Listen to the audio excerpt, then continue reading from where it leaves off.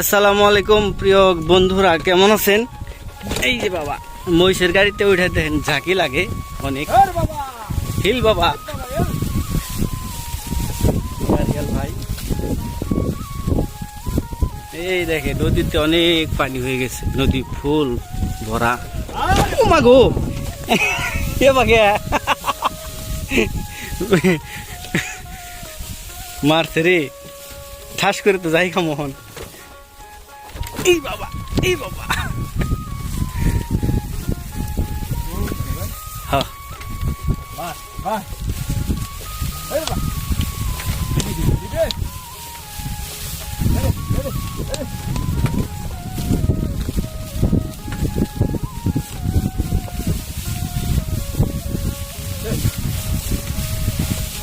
জুলুম হয় না কোন বস্তা।